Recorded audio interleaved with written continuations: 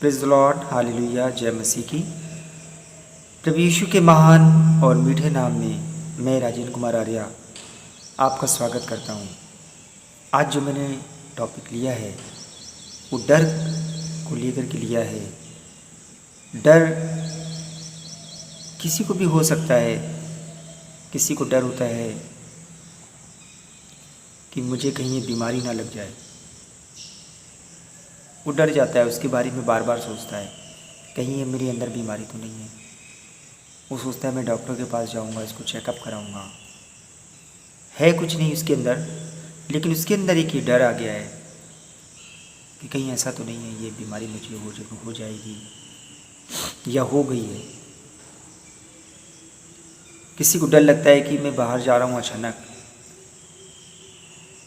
उसे लगता है कि मेरा एक्सीडेंट ना हो जाए, कोई घटना ना घट जाए। किसी को डरावने सपने आते हैं, वो सोने से पहले डरता है कि मुझे फिर आज कोई ऐसा डरावना सपना आएगा जो मुझे बहुत दिक्कत देगा। डर किसी भी तरीके से हो सकता है और ये डर आपके दिमाग में शैतान डालता है। वो आपको डराता है। वो आपको डराता है कि आपकी जो बीमारी है वो अच्छी नहीं होगी। वो आपको डराता है कि ये चीज़ कहीं कैंसर ना बन जाए।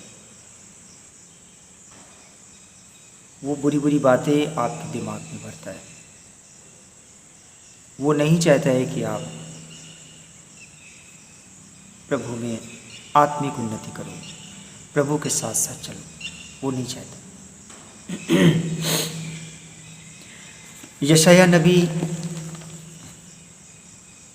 अध्याय 41 10वीं आयत कहती है, वचन आपसे बात कर रहा है, खुदा का कलाम आपसे बात कर रहा है और वो कह रहा है कि मत डर। आपको डरने की ज़रूरत नहीं है। आप मत डरिए। डर आपके अंदर है, डर लग रहा है, लेकिन आप इस बात को मानिए जो कलाम में लिखा है, जो वचन में लिखा है। और वचन कह रहा है मत डर, क्योंकि मैं तेरे संग हूँ।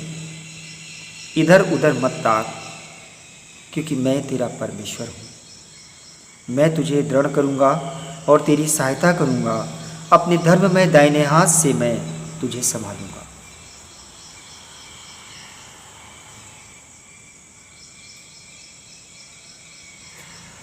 पिता आपसे कह रहा है, यशायाह नबी की पुस्तक में खुदा का कलाम आपसे कह रहा है कि डरने की ज़रूरत नहीं है। वो आपसे ये भी कह रहा है कि इधर उधर ताकने की ज़रूरत नहीं है, क्योंकि वो ये कह रहा है कि मैं तुझे दृढ़ करूँगा। मैं तुझे दृढ़ करूँगा, मैं तुझे मजबूत करूँगा, मैं तुझे संभालूँगा। फिर ये डर क्यों आ रहा है? मैंने आपसे बताया मेरे भाइयों, मेरी बहनों, ये डर शैतान आपके दिमाग में डाल रहा है। डर क्या हो सकता है? अधिकतर डर जो मैंने देखा है वो बीमारियों को लेकर होता है, सिकनेस को लेकर के होता है। उन्हें लगता है कि बार बार कि ये बीमारी मेरे अंदर है। मेडिकल में इसे फोबिया कहते हैं। अलग अलग तरीके के डर होते हैं। किसी को डर लगता है ऊपर से आसमान से गिरने में, ऐसा सोचता है कि मैं ऊपर से गिर जाऊंगा। कोई सोचता है कि मैं आग में गिर जाऊंगा, उसे आग से डर लगता है। इसको डिफाइन नहीं कर सकते, लेकिन डर परमेश्वर के कलाम में डर का कोई स्थान नहीं है। शैतान ने ये स्थान हमारी और आपके हृदय में बनाया है। वो आपको डराता है कि आप अच्छे नहीं हो सकते। वो आपको डराता है कि आपको जॉब नहीं मिल सकता। वो आपको बताता है कि आपकी तरक्की नहीं हो सकती। वो आपको बताता है कि आप काबिल नहीं हैं। कैसे नहीं काबिल है? जो खुदा के साथ चलता है, जो खुदा की बातों को सुनता है,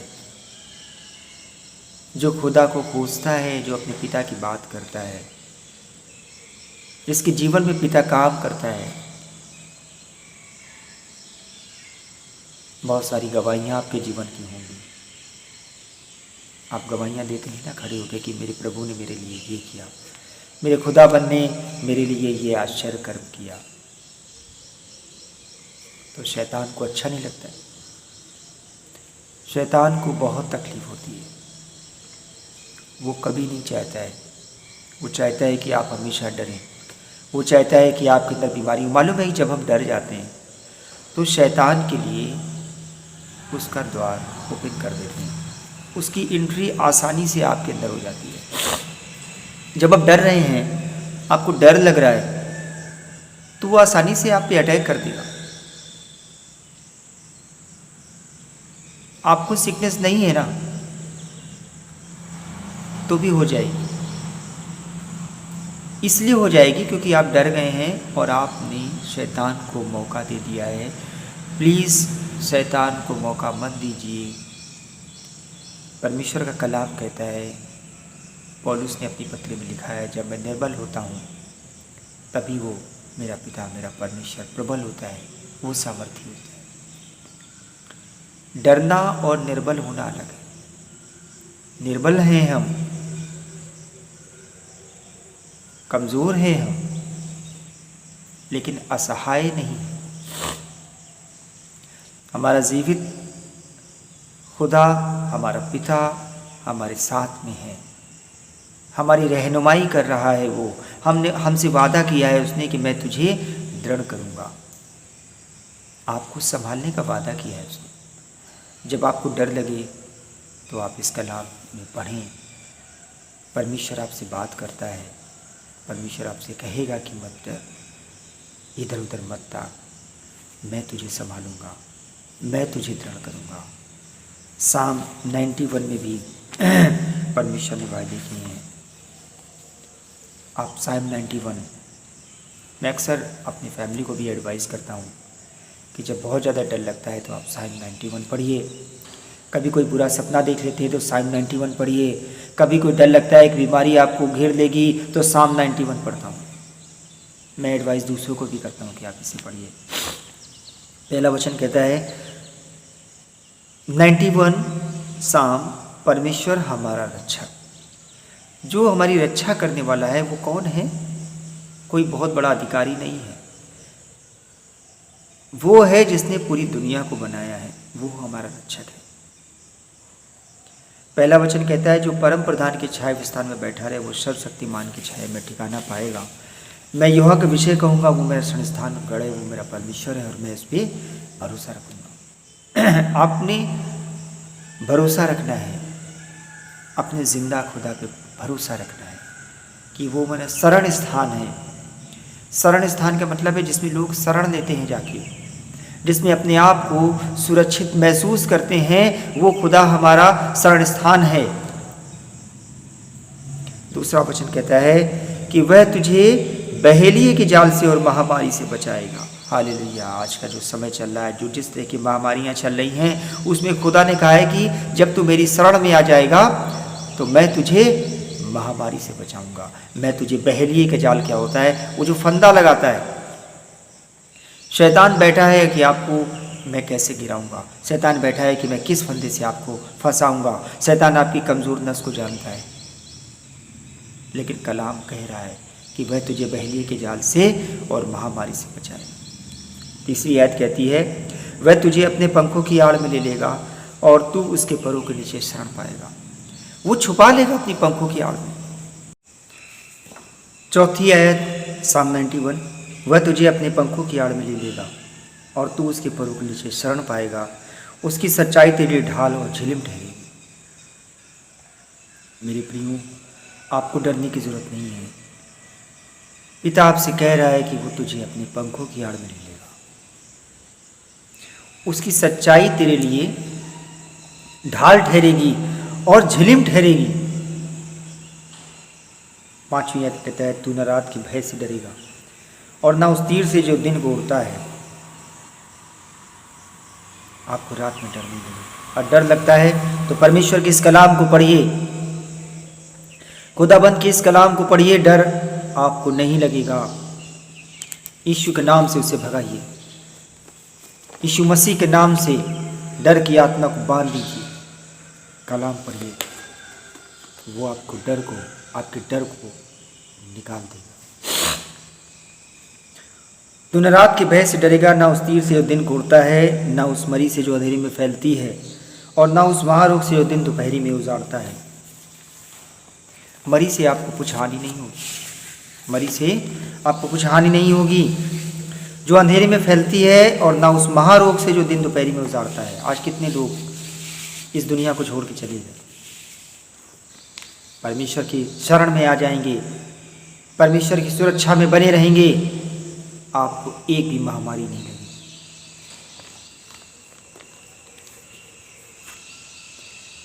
सातवीं आयत कहता है कि तेरे निकट 1000 और तेरे दाहिनी ओर 10,000 गिरेंगे, परंतु वो तेरे पास नहीं आएगा। शत्रु तेरे पास नहीं आएगा, शैतान तुझे छूने नहीं पाएगा। हे यहोवा,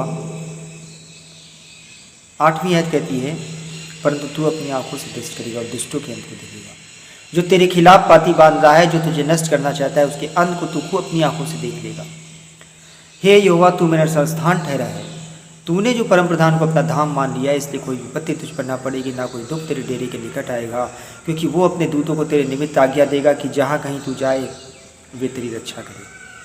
वे तुझको हाथों हाथ उठा लेंगे, ऐसा ना हो तेरे पाँव में पत्थर से ठेस लगे तो सिंह और नाक को कुचलेगा, तो जवान सिंह और अजगर को लताड़ेगा।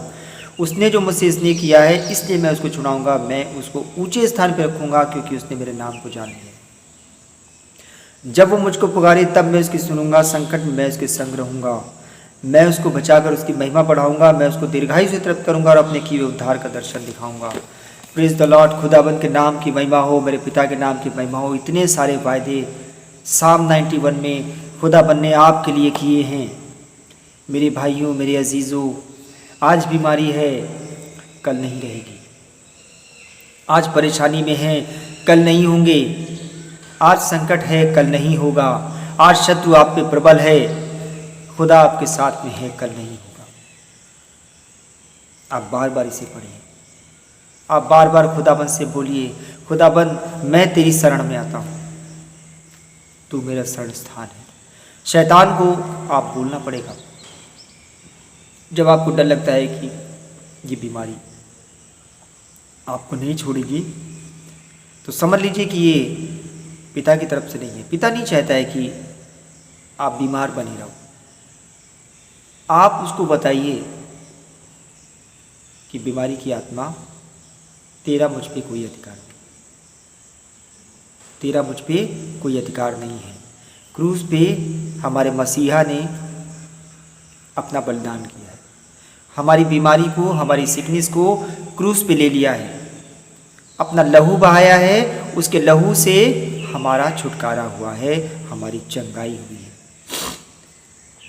आप विश्वास कर लीजिए, ये बीमारी आप पे नहीं टिकी रह सकती है, आपको डरा सकती है, आपको घबरा सकती है, आपको विश्वास में कमज़ोर कर सकती है, आपको लगेगा कि अब हम नहीं बचेंगे। लेकिन अगर खुदा आपके साथ में है, खुदा का कलाम आपके हृदय में है, तो ये बीमारी आपको छोड़ के चली जाएगी। ये डर किसी भी तरीके का है, ये आप पे हावी नहीं होने पाएगा, प्रबल नहीं हो सकता। इतने वायदे साम 91 में कहा है, मत डर, डरने की ज़रूरत नहीं है। यशाया में भी कहा है 41 में कि मत डर। 10वीं आयत कहती है, मत डर, मैं तेरे संग हूँ, मैं तुझे संभालूंगा, मैं अपने धर्म में दाहिने हाथ से तुझे सबल और प्रबल बनाऊंगा, इधर उधर मत ताक। आप कभी कभी दूसरे लोग भी डरा देते हैं, जाके चेक करा लो। ठीक है, आप अपने मेडिकल ट्रीटमेंट ले रहे हैं, अच्छी बात है, आप लीजिए, लेकिन पहले खुदाबंद के नाम की महिमा करिए। डॉक्टर के पास जा रहे हैं तो अपने पिता से प्रार्थना करिए, प्रभु मैं जिस डॉक्टर के पास जा रहा हूँ उसको मैं तेरे हाथ में सौंपता हूँ, प्रभु उसे समझ का आत्मा दे, मेरी सहायता करने में मदद कर। आप पहले अपने खुदाबंद को याद करिए, कोई ना कोई जरिया निकालेगा।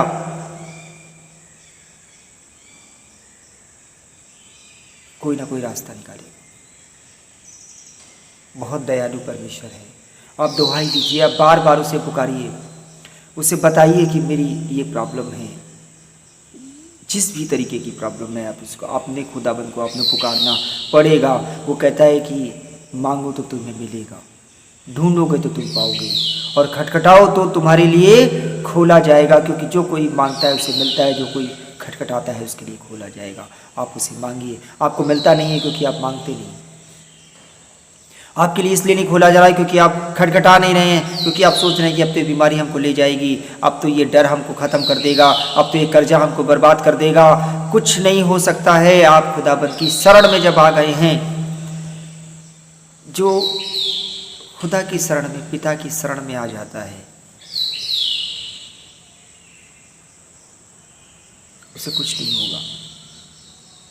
मैं आपके लिए प्रार्थना करता हूँ, धन्यवाद देता हूँ पिता परमेश्वर आज के दिन के लिए, तेरी करुणा तेरी दया के लिए। प्रभु तू दया कर मेरे विश्वासी भाई बहन जो मुझे सुन रहे हैं, प्रभु तो इनके जीवन में काम कर। प्रभु कोई विश्वासी बहन बीमार है, कोई विश्वासी भाई बीमार है, कोई कर्जे से दबा हुआ है, किसी को जॉब की ज़रूरत है, प्रभु तू इनके जीवन में काम कर, तू इन्हें उचित अवसर दे।